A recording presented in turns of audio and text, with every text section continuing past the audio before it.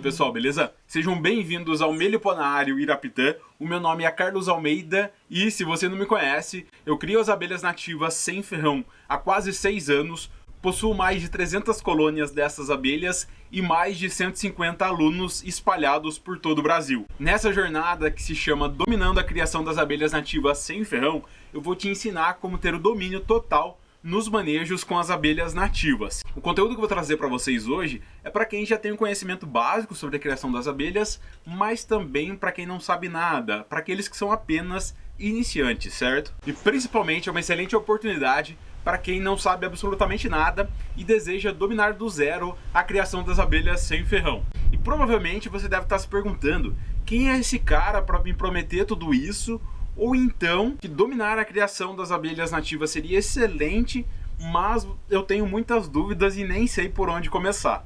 Ou melhor ainda, eu não moro no meio do mato para criar essas abelhas, acredito que aqui não seja o melhor ambiente e nem sei onde conseguir essas pequenas. E eu entendo você. Pensaria exatamente como você está pensando, acredito que tenha muitas dúvidas e pense que não é possível fazer nada disso. Mas deixa eu te dizer, as suas dúvidas eram as dúvidas dos meus primeiros alunos, que tinham sim muitas dificuldades, como todo mundo, mas eu pude ver o resultado do aprendizado de cada um. Eles não sabiam identificar as espécies, muitos abriam a caixa e ficavam perdidos no que fazer ou no que não fazer, outros iam realizar manejos e chegavam a matar a própria colônia por não saber a forma correta de realizar esses manejos e evitar a perda das colônias. Por isso eu peço que fique comigo, eu quero te mostrar como é possível dominar o manejo das abelhas sem ferrão. Eu já perdi a conta de quantos alunos tinham insegurança em realizar os manejos com as suas próprias colônias e hoje manejam ela com total segurança e tranquilidade. E você também pode conseguir esse feito. Assim como você, eu já estive perdido e não sabia nem por onde começar. E para ilustrar melhor isso, quero te contar um pouquinho da minha história, que com certeza tem alguns pontos parecidos com a sua. E em seguida quero te ensinar a dominar a criação das abelhas sem ferrão, beleza? Como eu falei lá no início, eu crio e manejo as abelhas nativas sem ferrão há quase 6 anos. Então hoje eu tenho 28, comecei com 21 para 22 anos. Mas a minha história com elas começa muito antes, como provavelmente é o teu caso. Desde que eu me entendo por gente, na casa que eu morava, com os meus pais, tinha uma jataí num bloco de concreto, no muro, num bloco de concreto. E eu sempre, desde moleque, me perguntava, sempre gostei muito de animais e de biologia, e eu sempre me perguntava o que era aquilo, o que era aquele serzinho. Algumas pessoas falavam que era vespa, outros falavam que era abelha, falavam que tinha mel, falavam que não tinha, que mordiscava, que não mordiscava. E eu nunca entendi o que era aquele serzinho que estava ali no muro, entrava e saía, e que em algumas vezes eu fui importunar as bichinhas fechando a entrada de cera. É claro, é uma importunação, atrapalha um pouco, mas não muito, porque as jataís são bem resistentes e logo elas abrem ali a entrada de cera. Isso foi por toda a infância até eu ir para a faculdade, mas em 2 momentos aqui no sítio nós precisamos realizar resgate. Na aula de quarta-feira, na nossa segunda aula, eu vou falar mais a respeito do resgate, mas o resgate é quando tem ali um enxame em algum local, ali a colônia em algum local, e esse local vai ser mexido. No caso, era a troca de 2 mourões de cerca. Precisava ser trocado, elas estavam ali no oco, no solo. No primeiro momento, para vocês terem ideia, nós retiramos aquilo ali, tudo bagunçado, não sabia o que era disco de cria, não sabia o que era pólen, o que era mel, o que era cera. Tiramos aquilo ali, comemos um pouco do mel e pegamos o restante do material, levamos para longe, perdendo todas as campeiras, a gente vai falar mais detalhado sobre isso, e colocamos no barranco, num buraco de tatu. Porque meu pai tinha encontrado algumas jataís num buraco de tatu, a gente achava que ali na terra, no barranco, era o melhor para ela. Obviamente elas entram nesse local, mas em formigueiros abandonados, um local totalmente seguro, diferente do que um buracão de tatu totalmente aberto. Não deu outra. Voltamos lá uma semana depois, as formigas tinham comido tudo, não restava uma abelha sequer. E num segundo momento, também num mourão de cerca, nós retiramos, colocamos, tudo bagunçado mais uma vez, colocamos numa caixinha, numa medida até que interessante, tá? Uma caixinha mais ou menos desse tamanho, talvez aí com uns 2 litros, 2,5 litros de volume, só que totalmente lotada de frestas, cheia de frestas. Deixamos longe do local, penduramos ela, deixamos balançando a uns 3 metros. Resultado, o enxame morreu também. Então, na adolescência, por 2 vezes, poderia ter, né, entrado mais aí no mundo das abelhas, mas não entrei. Fui para a faculdade, fiz um curso que teria a ver com a criação das abelhas nativas. Eu fiz medicina veterinária. Na faculdade, ainda algumas vezes eu encontrei alguns enxames, um muito gigantesco. Para quem é de Londrina, conhece a UEL, talvez deve conhecer essa colônia. É uma guaxupé, uma abelha que faz o ninho externo, que a gente já vai falar sobre ela. Imenso, numa parede lá da faculdade. Eu sempre vi aquele vai e vem daqueles insetos, né? Não sabia se era abelha, o que era, como funcionava. E nunca fui atrás de pesquisar.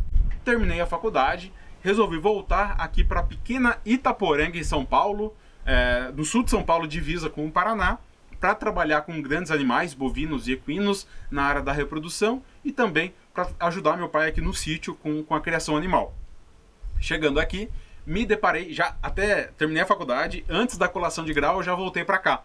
Chegando aqui, eu me deparei com uma jataí num tronco, um pedaço de tronco de uma poda, de um pau-jacaré que ia cair em cima da nossa horta. Meu pai fez a poda, o tronco ficou no chão, ele não abriu o enxame, ficou lá no chão esse tronco, e eu encontrei, né? Foi lá por dezembro, terminei a faculdade, voltei para cá, em dezembro encontrei esse tronco. E aí eu resolvi pesquisar. Joguei no Google, comecei a ver uns vídeos, alguns artigos, entendi do que se tratava aquilo, vi como fazia o atrativo, que a gente vai falar na aula de amanhã, que é para conseguir as enxameações, conseguir novos enxames. Peguei ali o material, né? O tronco ele foi cortado, elas fecharam uma parte com própolis, eu retirei esse excesso de própolis, coloquei no álcool, em uma semana tive a ideia já de deixar no sol, em uma semana estava pronto, e instalei os meus primeiros ninhos iscas, que também a gente vai falar na aula 2, como conseguir os seus primeiros enxames. Já fica aqui o adiantamento para você. Fiz os ninhos iscas lá pro final de dezembro, meio que perto do Natal, entre o Natal e o Ano Novo. Eu instalei aqui no sítio, na mata, e lá pelo dia 15 de janeiro, dia 12, dia 15 de janeiro, não me lembro, tava andando na beirada da mata e encontrei as primeiras enxameações nos ninhos iscas. É algo realmente único, um momento único, assim, tipo, a gente vê, você provavelmente vai ver, não vai acreditar no que eu vou falar, só vai acreditar quando você vê que realmente funciona aquela enxameação que escolheu uma simples garrafa PET que eu coloquei um cheirinho especial ali dentro. A partir daí eu me torno meliponicultor e começo a manejar as abelhas. Aguardei aí os 45 dias, era janeiro, então o clima estava legal, estava quente, um bom desenvolvimento das abelhas. Realizei as minhas primeiras transferências. De janeiro até o inverno, onde diminuem as enxameações aqui na região, eu consegui 13 enxames de jataí. Perdi um enxame porque era mais fraquinho e por manejo incorreto, mas consegui aí entrar no inverno. O inverno naquele ano não foi tão rigoroso como foi, por exemplo, de 2021, que foi o pior inverno de todos esses anos. Então foi um inverno mais tranquilo e passei com essas colônias. Já nesse momento, eu começo a documentar o meu manejo com as abelhas, um pouco do que eu tinha aprendido e poderia ensinar no YouTube. Como eu falei, lá no início eu consumi todos os vídeos que estavam no YouTube, basicamente sobre abelhas nativas, eu consumi e comecei ali a produzir o meu conteúdo sem nenhuma pretensão na internet, postando vídeo de manejo, mas já desde aquela época com um dos meus métodos de ensinar a manejar as abelhas, que é contando a história delas. Então se você voltar aqui no meu canal no YouTube, nos vídeos aqui você consegue inverter a ordem, você colocar do mais antigo para o mais novo, você vai ver, o primeiro vídeo disponível é lá de maio, eu acho, onde eu mostro desde a retirada do ninho isca da mata, trazendo aqui para o meliponário, realizando a transferência, 3 dias depois, 10 dias depois, 30 dias depois, para mostrar o manejo e mostrar o resultado, porque desde aquela época, se você já viu algum vídeo aqui na internet ou algum conteúdo sobre o manejo das abelhas, você vai encontrar muito conteúdo conflitante. Uma pessoa fala uma coisa, outra fala outra. Um fala X, o outro fala Y. E a única forma de saber se isso realmente funciona é mostrando o resultado. Mas ninguém fazia isso e até hoje eu não sei de outro canal que faça isso senão o meu. E não é nada especial, tá? Então entendendo o que eu tô falando, que é realizar alguma coisa hoje, mostrar no dia seguinte, 3 dias depois, 10 dias, 30 dias, para mostrar que funciona. e ninguém fazia, ninguém faz isso, e lá eu já comecei, né, como eu falei, sem pretensão nenhuma. Era um vídeo por mês, 2 vídeos por meses, depois o pessoal foi chegando no canal, foram me pedindo mais conteúdos e junto ali com meu aprendizado prático, eu fui repassando esses conhecimentos, principalmente no YouTube. Então, até o inverno eu consegui aí 12 enxames na caixa. Depois disso, já comecei a aquisição de novas espécies, né? Uma manda-saia, depois mais uma manda-saia. Fui realizar a primeira divisão, perdi por causa de forídeo. Depois, tubuna, já lá por novembro, consegui uns enxames de tubuna. Realizei divisão, acabei perdendo por técnica incorreta. Uma das primeiras divisões de manda-saia, eu perdi pela técnica errada, né? Eu fechei o enxame, levei para longe. Quando eu soltei, as próprias campeiras que sobraram voltaram lá na caixa filha e brigaram com as campeiras que estavam lá. Então a própria matriz matando a caixa filha e levando a forídeos. Então algo realmente que não é nada legal, talvez você já tenha passado por isso. Então meu aprendizado foi na prática, na tentativa e erro, pegando os conceitos que eu via na internet e estudando e analisando realmente no longo prazo se eles funcionavam ou não, né? Como eu falei, uma ideia pontual é uma ideia, não é algo que se comprove. Para se comprovar, tem que se comprovar no tempo e principalmente com o máximo de enxames possíveis, né? Já adianto aqui para vocês que às vezes você vai fazer alguma coisa errada e ainda assim pode dar certo, porque as abelhas têm uma capacidade muito grande de se adaptar mesmo com algum erro do meliponicultor. Então não adianta fazer e dar certo, tem que realmente analisar muito bem. Então o meu meliponário foi crescendo, a produção de conteúdo foi crescendo ao ponto que há uns 4 anos eu vivo único e exclusivamente da criação das abelhas. Eu já não atendo mais como médico veterinário. Algumas pessoas acham que eu sou maluco, que eu tô jogando, queimando dinheiro, mas não é assim que funciona. A meliponicultura, felizmente, tem se mostrado uma atividade bastante rentável e prazerosa. Hoje eu trabalho com aquilo que eu amo, realmente é um hobby e uma profissão trabalhar com as abelhas nativas. Foi crescendo ao ponto, né, lá no início eu nem mostrava a minha cara aqui no YouTube, então até 2019, comecinho de 2017 até 2019, eu era só por trás das câmeras. Depois eu comecei a aparecer aqui e alguns seguidores que depois se tornam amigos foram pedindo um conteúdo mais aprofundado, um curso sobre a criação das abelhas. No primeiro momento eu achei que não era capaz, que não conseguia montar isso, que não era possível. Depois vi que realmente, né, pensei a respeito do assunto, vi que era possível e passei meses produzindo um curso da criação e manejo das abelhas nativas por aquele motivo que eu já falei, de mostrar o manejo hoje, 3 dias, 10 dias, 1 mês, 2 meses, 6 meses, 1 ano depois. Então, por exemplo, hoje no meu curso tem manejos onde você vai ver o acompanhamento por mais de 1 ano daquele manejo realizado com as abelhas. Então mostrando todas as dificuldades, porque tem dificuldades, como superá-las, como agir, como ajudar a sua colônia de abelhas nativas e todos os potenciais de desenvolvimento de um enxame. Então uma colônia vai se desenvolver super rápido, a outra é mais devagar, para que não haja nenhuma frustração no manejo com as suas colônias. E além dessa forma de ensinar, contando a história das colônias, eu condensei esses anos criando as abelhas sem ferrão na prática, centenas de enxames manejados, realizando aí milhares de manejos num método, o Diagnóstico Irapitã. Um método simples, organizado e completo para você realizar qualquer manejo com as suas abelhas, independente da espécie. Para facilitar o seu caminho e evitar o cometimento de erros, eu quero te mostrar onde a maioria das pessoas erram e como utilizar o Diagnóstico Irapitã para ter sucesso nos seus manejos. E é claro que os erros fazem parte de qualquer processo de aprendizado. Eu não vou mentir para você, você vai realizar alguns, mas tem aqueles que com auxílio devido podem e devem ser evitados. Em um mundo tão complexo e cheio de detalhes que é a meliponicultura, a criação das abelhas sem ferrão, os erros certamente irão acontecer. E eu também cometi diversos deles, como eu já falei para vocês.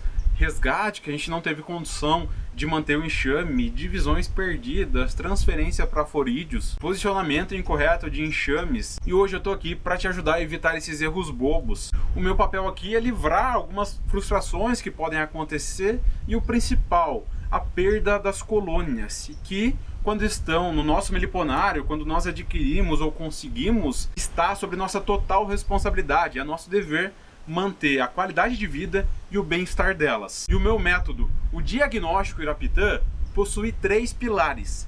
Sim, 3 pilares, são só 3, bem simples, mas para não esquecer, já pega um papel e uma caneta e anota. O primeiro pilar é o pilar do local. Nele estão englobados o ambiente, todo o entorno onde vai estar a sua caixa de abelha e a caixa onde vai estar a colônia. Então o primeiro pilar é o local com o ambiente e a caixa. O segundo pilar é a força de trabalho. Vai anotando aí. A força de trabalho, que são as campeiras, a rainha e os zangões. Tá? Bem simples também. E o terceiro pilar são os recursos que as abelhas precisam para sobreviver. Então é o néctar, o pólen, a resina, a água e, para algumas abelhas aí, o barro. Esses são os recursos naturais que as abelhas precisam. E lá dentro da colônia nós vamos avaliar os potes de mel, os potes de pólen, a cera e aspectos de umidade dentro da colônia. Como eu falei, ele é bem simples, objetivo e completo, englobando tudo que uma colônia precisa para se desenvolver de forma saudável. Bora aplicar então o Diagnóstico Irataptã, analisando os principais erros que as pessoas cometem quando vão iniciar na atividade da meliponicultura, e eu tenho certeza que você não vai cometer esses erros. O primeiro deles é escolher a espécie inadequada. Então, para criar as abelhas, nós temos que ter a abelha. Essa é a primeira escolha que nós vamos fazer. E isso vai entrar no primeiro pilar, que é o pilar do local, do ambiente. A espécie que você vai escolher tem que estar adaptada, na verdade nem adaptada, ela tem que ser natural a aquele ambiente. Não adianta você pegar uma abelha do Nordeste e querer criar ela na região sul. O Brasil é um país de tamanho continental, com vários biomas. Nesses biomas nós temos mais de 300 espécies de abelhas sociais sem ferrão. Esse social é importante. Depois lá na frente, na identificação das abelhas que nós vamos fazer hoje, você vai entender o porquê. Então são diversas espécies, umas 100 delas talvez, que nós conseguimos criar em caixas, tá? Umas 80, 100 espécies que são passíveis de serem criadas em caixa. Então você tem aí um universo amplo para, entre aspas, escolher, mas limitado àquelas que são adaptadas, né? Como eu falei, que são naturais àquele ambiente que você vai criá-las. Então, infelizmente, muitas colônias morrem porque a pessoa escolheu o ambiente inadequado. Então, para começar, espécies que você já encontra no seu entorno. A gente já vai falar sobre isso aí em outras partes aqui da nossa jornada de aprendizado. Mas o principal é escolher a espécie. O segundo erro são ambientes inadequados. Colocar a colônia num ambiente inadequado. Mas como assim, Carlos? Você não falou que está no entorno é possível? Mais ou menos. As abelhas têm uma faixa ali, principalmente de temperatura, que elas vão se desenvolver. Então, no geral, dentro da colônia, temos aí uma temperatura média de 35 graus nas crias. Mais do que isso pode prejudicar o desenvolvimento delas. Então 35 até 37 é um desenvolvimento legal. Passando disso, tem que tomar cuidado a depender da espécie. Então, por exemplo, uma mandaçaia, essa daqui com a entradinha de barro, é uma espécie nativa da minha região. Mas se eu pegar ela e no verão deixar ela 100% exposta ao sol, eu vou perder o enxame. Eu vou perder a colônia. Ela vai morrer cedo ou tarde. Vale lembrar, pessoal, que as abelhas nativas, as abelhas sem ferrão, elas não vão embora. Então, se tinha uma colônia em algum local, depois de um tempo ela não tem mais, é no muro, é no solo, ou é na própria caixa, abri, não tem mais, a colônia foi embora. Não, ela não vai embora. Ela fica ali até todo mundo morrer. Por quê? A rainha perde a capacidade de voo. Então, a colônia não vai embora, ela vai realmente perecer. Então, se eu colocar a minha colônia de mandaçaias no sol, ela está na região adequada, mas no ambiente inadequado.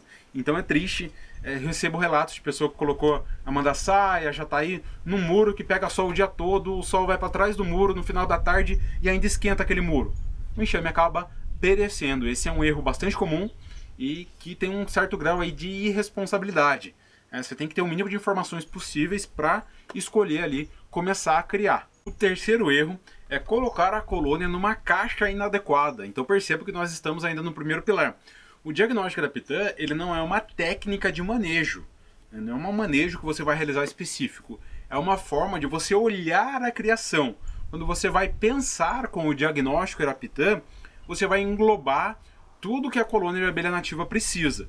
Então, por isso que ele é muito importante. Eu espero que você tenha anotado aí os 3 pilares. Então, a caixa inadequada.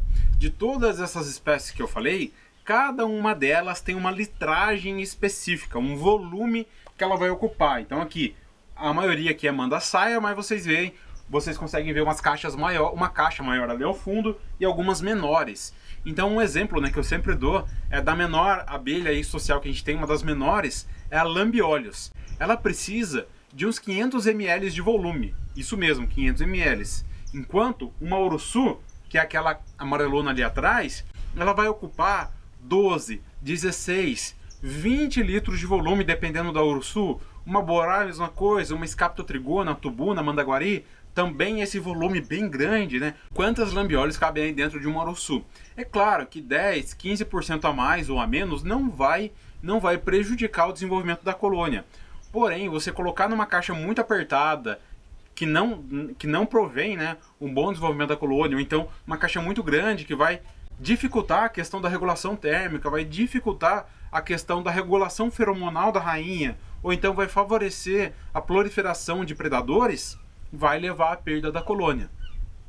Por isso que é muito importante, né? Muitas vezes a pessoa adquire espécies como a bugia, a lambiornis que eu falei, que custam aí 800, R$ 1.000 a colônia, e perdem ela por escolher a espécie inadequada para o ambiente, coloca no ambiente inadequado, depois vai dividir ou vai trocar de caixa, coloca na caixa inadequada também, né? Então você pode comprar o enxame mais forte e saudável do mundo, se você colocar no ambiente inadequado, ele vai perecer cedo ou tarde. E o quarto erro é não conhecer as necessidades da colônia, não saber avaliar a colônia quando você abre ou quando você vê uma movimentação externa. Então, basicamente é não conhecer da abelha, que daí vai englobar o segundo e o terceiro pilar, que é a força de trabalho, as campeiras, a rainha, o zangão e os recursos que aquela colônia precisa. Então, quando você não tem essas informações, você não vai conseguir manejar as suas colônias, não vai conseguir garantir, né, que eu sempre bato nessa tecla, a qualidade de vida delas. E o quinto erro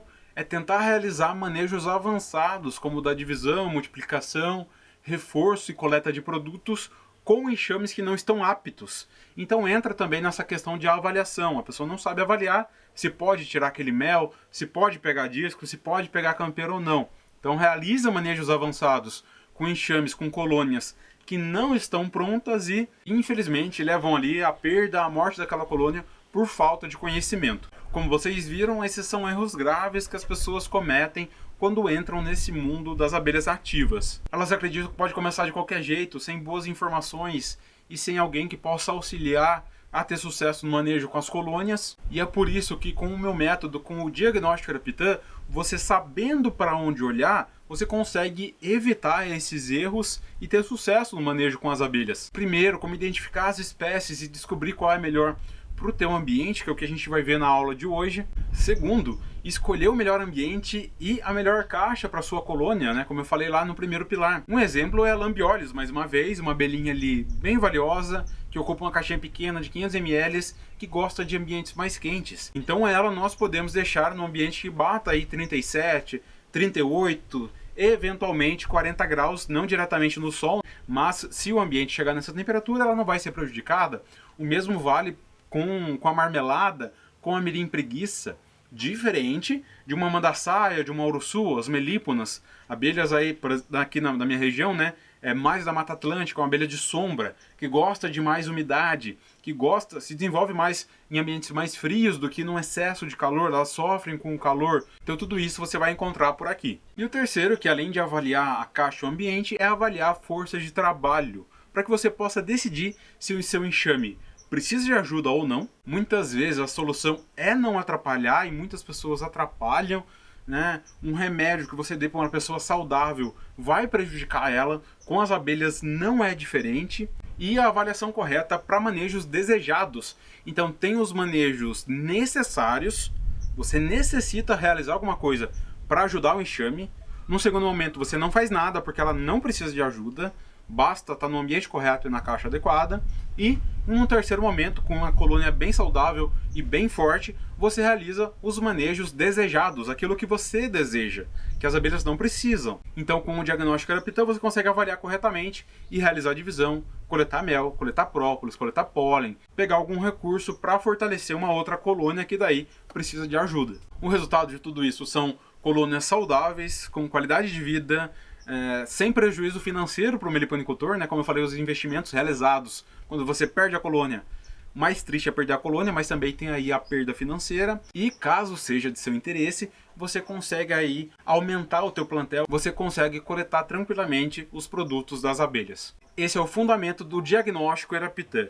E mais uma vez, se você ainda não pegou papel e caneta, pegue agora que a gente vai dar uma recapitulada nessa parte inicial no diagnóstico Irapitã, de tudo que a gente for ver aqui na nossa jornada de aprendizado, nessas 3 aulas completíssimas. Se você aprender isso, se você guardar isso, já vai ter valido a pena todo o meu esforço de produzir esse conteúdo para você. Entender o diagnóstico Irapitã, a aplicação prática na criação das abelhas nativas, vai ser um divisor de águas nos seus manejos, independente da espécie de abelha. Você conseguir avaliar uma colônia é a chave para você ter sucesso no manejo com elas. Então, o primeiro pilar, o local. O local é o primeiro pilar, com o ambiente onde você vai colocar a caixa e a caixa que estará a sua colônia. Então o ambiente tem que ser adequado, com as espécies já nativas da região, que você encontrou em árvores, nas flores, nos muros, ou que você sabe com outros criadores, que é passível de ser criada com sucesso, ou pela lista oficial, daquelas que são nativas ali do bioma, né? Com o material que eu vou deixar especial para você nessa aula de hoje, você vai conseguir saber quais espécies podem ser nativas do teu estado. E em segundo, pensar a caixa, o volume adequado para aquela espécie, com a espessura e a madeira adequada. O segundo pilar é a força de trabalho. Então você vai olhar a movimentação externa das abelhas. Obviamente tudo isso é comparativo, você vai comparar de uma abelha com outra. Seja por vídeos completos de manejo das abelhas, você vai poder comparar com a sua, seja caso você tenha mais colônias aí dessa espécie. Avaliar a movimentação externa, internamente avaliar a movimentação das abelhas, as células de cria, que são as campeiras que irão nascer, os zangões se preocupando com a genética, e o terceiro pilar, o pilar dos recursos. Então, a meliponicultura é uma atividade que preza, obviamente, pela preservação do meio ambiente. Então, o meliponicultor é uma pessoa que planta para preservar, para aumentar também os recursos para as abelhas. Então, é algo que é inerente à atividade de criar as abelhas, é a atividade de plantar, de buscar mais recursos, de preservar os recursos naturais. Então, pensar nesses recursos, você vai estar ajudando aí as suas abelhas. Então, flores do teu bioma que vão fornecer néctar, que vão fornecer pólen, que vão fornecer resina, alguma fonte de água ali perto, não necessariamente precisa ser a fonte, mas tendo alguma mata, já vai ter uma umidade que as abelhas conseguem coletar, barro, dependendo das espécies, e resina. Então esses são os pilares para você ter o sucesso no manejo com as abelhas nativas. Agora que você já sabe tudo que as colônias, no geral, precisam, mais uma vez, o ambiente, a força de trabalho e os recursos, vamos para a identificação das abelhas. Talvez você, assim como eu, tem uma abelha aí no muro, queira saber qual é a espécie, lá no poste, na árvore, na mata que você às vezes caminha, e saber qual a espécie que é, para saber o que ela precisa para daí começar a criar com sucesso e poder aplicar o diagnóstico Irapitã. A primeira forma de você diferenciar as espécies é pelo tamanho. Então nós temos as abelhas grandes, e aqui a gente já vai ter uma diferenciação muito importante. Tem a abelha de ferrão, a Apis mellifera, que feliz ou infelizmente todo mundo conhece. Ela não é nativa do Brasil, ela é uma abelha exótica. Hoje é o resultado de uma mistura da espécie africana com a espécie europeia. Então hoje todas são africanizadas. A abelhinha amarelinha com a bundinha listrada, mais clara ou mais escura, é a abelha de ferrão. Alguns chamam de abelha Europa, outros chamam de abelha africana, ou só abelha Europa ou italiana, porque também tinha uma raça que vinha da Itália, mas todas abelhas de ferrão, africanizadas e exóticas. Essa espécie coloca medo nas pessoas e, infelizmente, de forma indireta, leva à morte de abelhas nativas, por medo. Por quê? Algumas espécies são muito parecidas com ela, como é o caso da mandaçaia, Melipona quadrifaciata, ou a Quadrifaciata antidioides. Tem uma leve diferença ali. Uma outra abelha grande é a Urso amarela, aquela que está ali atrás, que é bem amarela, um pouco parecido com a Apis. Um outro exemplo é a Urso nordestina, uma abelha bastante famosa, a Melipona scutellaris. Ela também tem as listras e também é bem grande, mas, mais uma vez, é diferente da Apis. E sim, meus queridos, a não ser que você tenha algum problema de vista, no primeiro momento talvez seja difícil diferenciar. Mas depois que você vê uma, duas, três vezes, você vai conseguir diferenciar a Apis das outras abelhas. Olha essa aula com calma, volta, vai ficar, não sei quando você está vendo essa aula, mas ela vai estar disponível no mínimo em uma semana no YouTube.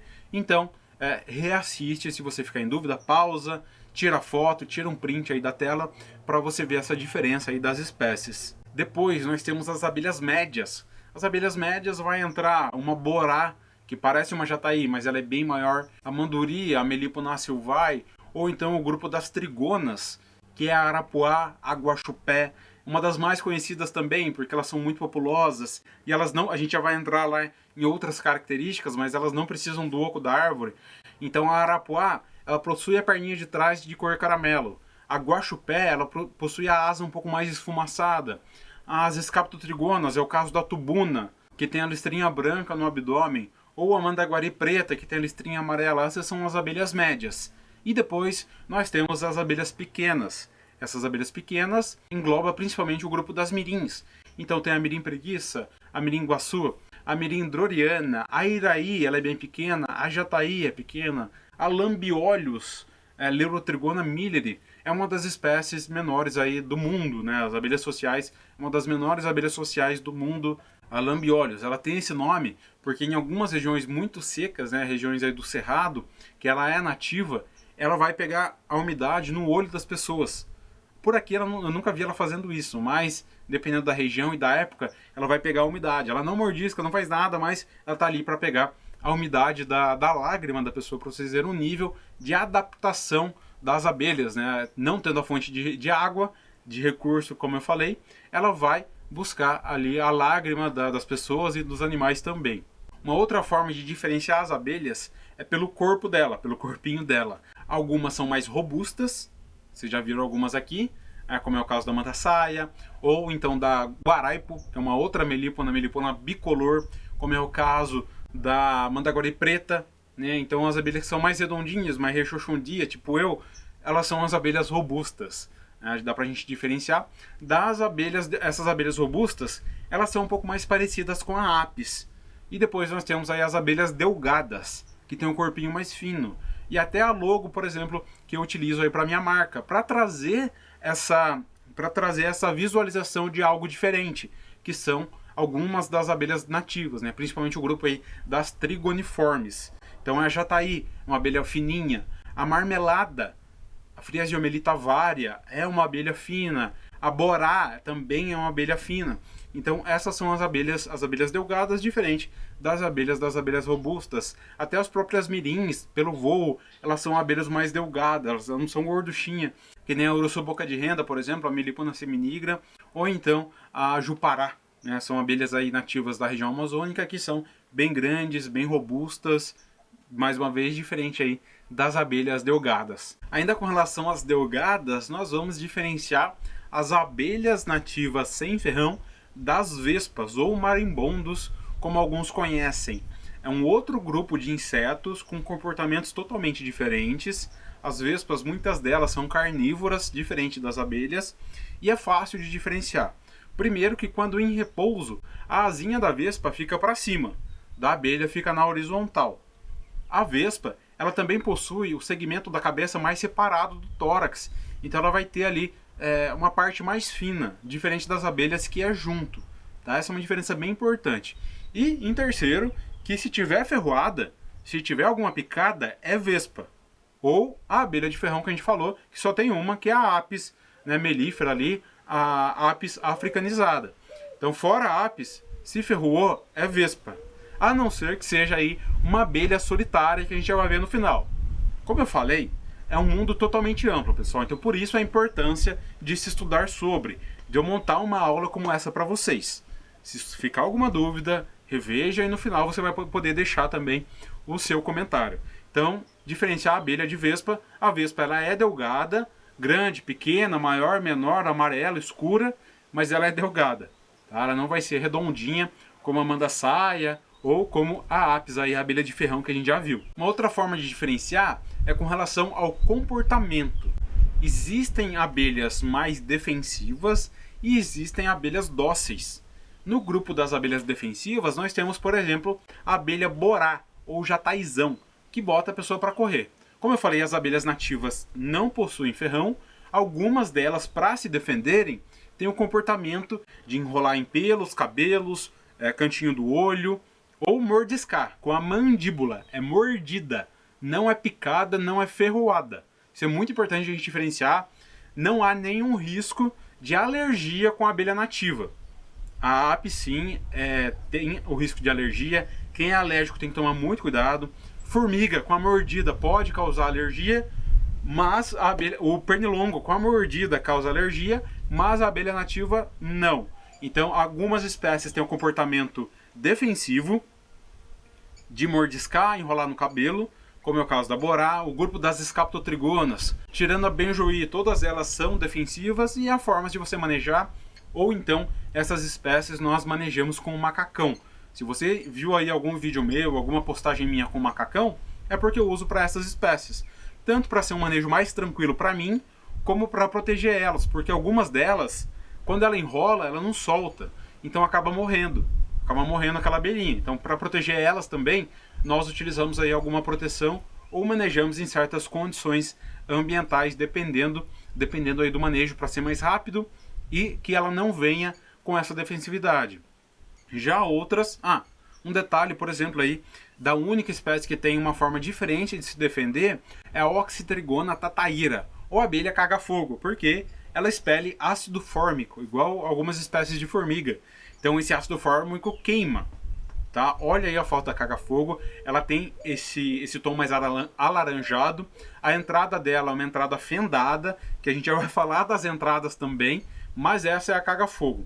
Ela dificilmente entra em ninho e isca, mas pode acontecer, e dependendo da situação pode aparecer para você resgatar. Para manejar ela, luvas de plástico, macacão, óculos de proteção e um bom grau de experiência. Se você está começando agora, não recomendo manejar caga-fogo. Aqui na minha região não tem. Eu gostaria de ter, é uma espécie bem bonita, produz mel, dá até para você realizar a divisão, mas tem que tomar esse cuidado, tá? Só que ela não é muito comum. Não é comum que você encontre a tataira, ou no caso, mais comumente conhecida como caga-fogo Oxytrigona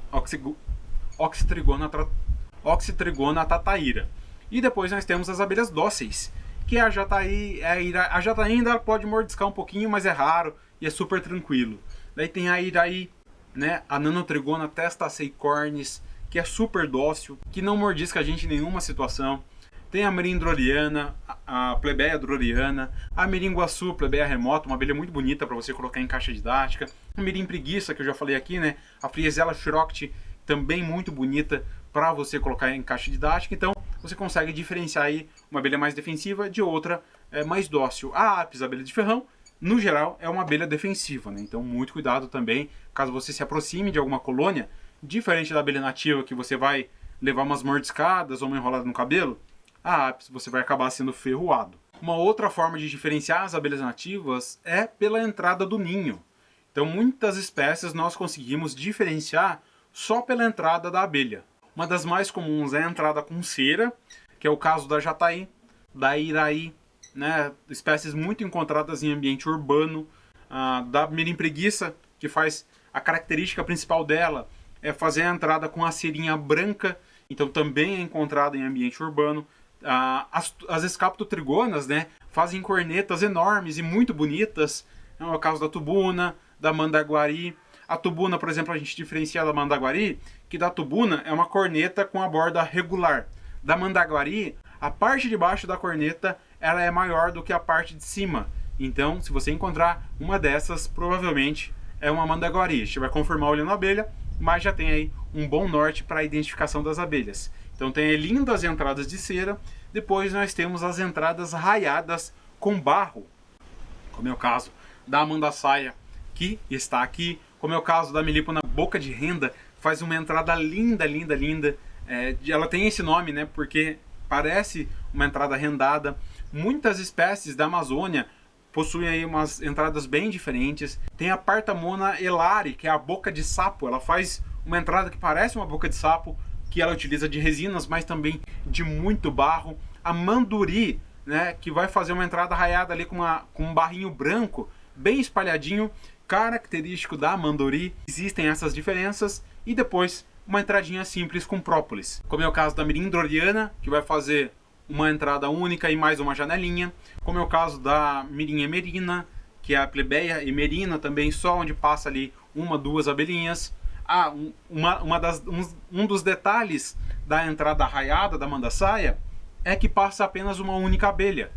Geralmente aí no grupo das melíponas, que é a Mandaçaia, a Manduri, a Uruçu, sempre vai passar, basicamente vai passar apenas uma abelha. Então essa é uma diferença grande também para você diferenciar com a apis. Se você está com dúvida, tem aquela boca aberta, um monte de abelha grande fazendo um zunido, é uma apis. Na abelha, uma Mandaçaia não vai ter uma entrada totalmente aberta, numa bugia não vai ter uma entrada totalmente aberta. Tá? Mas ainda na entrada simples nós temos, por exemplo, a Mombucão, a Cephalotrigona capitata, uma abelha bem rara que está em risco de extinção em alguns locais, mas faz lá uma entrada simples de própolis, onde também passa só uma abelha. Então essa aí, mais uma forma de você diferenciar as abelhas nativas das de ferrão e também das vespas. Algumas vespas ocupam ocos e ela não vai fazer uma entrada que passe só uma abelha. Vai passar várias vespas, vai ficar uma entrada fendada, uma entrada bem aberta para passarem várias vespas. Uma outra forma de diferenciar é com a estrutura do ninho. Primeiro aqui, para a gente deixar claro, aquele ninho cinza, fechado ou com os favos abertos é ninho de vespa, totalmente exposto, muitas vezes na construção, como eu mostrei para vocês na imagem, ou ali no meio da mata, é ninho de vespa. Tá? Esses ninhos cinzas são vespas, elas utilizam celulose, uma espécie ou outra vai armazenar um melzinho ali dentro, mas são ninho de vespas, a não ser o ninho da jataí acreana, a Tetragonisca weirauti, se eu não me engano é esse o nome, mas como eu falei, é uma espécie nativa do norte, muito, muito rara, que você deve deixar ela na mata, lá onde ela está pendurada. Ainda com o ninho externo, como eu falei lá no início, nós temos a arapuá. A arapuá vai fazer um globo, que é aí uma mistura de resina, barro e fibras vegetais entre galhos de árvores, geralmente no alto. Você vê aquela bolotona lá no alto, parecendo um cupinzeiro, entre galhos, é a arapuá. Depois nós temos a guaxupé. A arapuá é a Trigona spinipes. Todos esses nomes, no geral, podem ser são nomes populares que às vezes, dependendo da região, são confundidos ou utilizados para mais de uma espécie. Mas no geral, esses nomes que eu estou falando são utilizados para uma única espécie. A arapuá, Trigona spinipes. A abelha cachorro é uma abelha preta que todo mundo chama em qualquer lugar. Vamos tentar utilizar nomes mais específicos e, quando você conseguir decorar, os nomes científicos, por mais difíceis que eles pareçam no primeiro momento, depois você consegue guardar. Então a arapuá, uma bola bem grande entre os galhos, e a abelha guaxupé, a Trigona hialinata, em paredões de rocha. Ela é muito encontrada nas cidades, né, numas construções altas. Ela pode ser encontrada também em árvores mais grandes, em árvores mais largas. Ela se apoia ali, ela não fica entre galhos, ela precisa de uma superfície e ela vai construir. Tanto a arapuá como a guaxupé, ela vai ter uma entrada onde passam muitas abelhas ao mesmo tempo. Muitas mesmo. A diferença de população, para vocês terem uma ideia, essas espécies chegam aí a 80 mil indivíduos. Diferente de uma manduri que chega a 300, 400 abelhas. É muita, muita, muita diferença mesmo. Depois nós temos o ninho semi-externo, que é o caso que eu já comentei aqui, a Partamona elari, que é a boca de sapo. Ela faz toda uma construção externa, mas uma parte dela tende a estar em algum oco ali na parede ou na árvore, ou no ninho de abelha, ou na samambaia. Ela vai estar ali com uma parte interna, mas outra parte externa. O mesmo, mais uma vez, vale para a apis, a abelha de ferrão. Ela pode estar 100% externo, parte interna e parte externa, ou internamente, como é a maior parte dos casos das abelhas nativas. Por não possuírem ferrão, elas precisam estar protegidas. A guaxupé, a arapuá e a Partamona elleri, a boca de sapo, elas são abelhas bastante defensivas e que constroem uma crosta muito grande, muito espessa. Então elas têm uma defesa natural. Se instalam geralmente no alto, dificultando o acesso de predadores. As outras podem ser encontradas no baixo, e geralmente são encontradas no baixo. Mas, por não serem tão defensivas, algumas são um pouco, mas no geral não são, elas estão protegidas pela árvore. Então, pelo oco da árvore, que é a forma que nós encontramos a maior parte das espécies. Não só no oco da árvore, mas pode ser no muro, na parede, no solo, entre as pedras. Tá? São possibilidades aí de você encontrar os ninhos das abelhas nativas. Essas são então as formas de você diferenciar e identificar, facilitar, né, a identificação das espécies de abelhas sem ferrão. E agora, ainda para ajudar na diferenciação e agregar mais conhecimento e imagens aqui, vamos para as abelhas solitárias. Isso mesmo. Essas abelhas que nós falamos aqui são abelhas sociais, que vivem em sociedade, onde tem a casta, né, da rainha, as campeiras e os zangões. Então, há essa sobreposição de castas. As campeiras vivem menos, a rainha vive mais, a rainha tem contato com várias gerações ali de filhas delas. Nas solitárias, não há essa sobreposição de castas e as abelhas vivem sozinhas, elas não formam uma colônia. E é delas que a gente vai falar agora, que também são muito confundidas. Uma das primeiras e mais conhecidas é a mamangava. Sim, aquela pretona bem grandona que geralmente você vai encontrar no maracujá, que é a Xilocopa sp, a mamangava de toco. O zangão dela é um zangão amarelão, mas geralmente a fêmea que você vai ver no maracujá, ela é preta. Então ela é uma abelha, não é vespa, ela é uma abelha solitária e que possui ferrão. As abelhas solitárias possuem ferrão. É uma ferroada bem doída, tá? Para quem já tomou aí ferroada de mamangava já sabe como que é. Tem gente que chega até a ficar com febre. Então são solitárias muito importantes, assim como as nativas, na polinização de diversas culturas. Existem literalmente milhares de espécies de abelhas solitárias. Então é muito mais do que a abelha social. Lembra que a abelha social eu falei de 300? No mundo todo tem umas 500. De solitária são milhares. Então eu vou falar aqui algumas mais comuns para a gente conseguir diferenciar. Então a Xilocopa mamangava é uma abelha solitária. Uma segunda também muito conhecida e muito bonita são as abelhas das orquídeas. A abelha esverdeada e tem também até uma abelha azulada. Elas são as famosas euglossas, euglossine, a abelha da orquídea. Nas abelhas sociais não tem nenhuma verde, mas nas solitárias nós temos aí a euglossa. São várias espécies também. Uma outra muito conhecida é a mamangava de chão. Essa, geralmente você vai encontrar várias. Então ela é uma semissocial. Como assim, Carlos? Elas ocupam ali o mesmo espaço, mas cada uma cuida da sua cria. Não é que nem na abelha social, que tem uma rainha, no geral uma rainha, que cuida da colônia toda, responsável pela postura. Nas mamangavas de chão é cada uma por si, mas elas defendem aquele ambiente em conjunto. Então se você pisar numa colônia de mamangava do chão, não é só uma como a mamangava de toco. Você vai ter que correr de várias delas. Então essas são as bombos. Uma outra que você pode observar por aí é a Megacile. Sim, é um nome bem diferente, mas por aqui eu sempre vejo ela e acabo encontrando seus ninhos. Ela faz o ninho com folhas. Então ela faz um cartuchinho de folhas, onde ela vai colocando ali o ovo e o alimento. É algo bem interessante, o cartuchinho dela. Já encontrei na fresta de caixas até. Então uma abelha solitária aí, que talvez você possa confundir com a mandaçaia e talvez até com uma mosca, dependendo da posição e da forma que você veja. Um outro exemplo é a ceratina, uma abelha pequenininha, muito confundida com as mirins. Ela é muito encontrada nas flores, onde as abelhas sociais visitam, né? Quase todas elas também, mas ela é muito confundida com as mirins, porque ela é bem pequenininha e compridinha, só que ela é um pouco mais comprida e levemente esverdeada, brilhante. Então essa é a ceratina. E por último, mais um exemplo aqui, né? Como eu falei, são milhares, eu vou falar das mais comuns. Nós temos a centris, a abelha da acerola, da aceroleira. É uma abelha amarela. No início, essa eu confundi bonito com a urussu. Vi a florada da aceroleira aqui e já estava filmando e mandando foto nos grupos, falando, nossa, tem urussu na minha região. Não.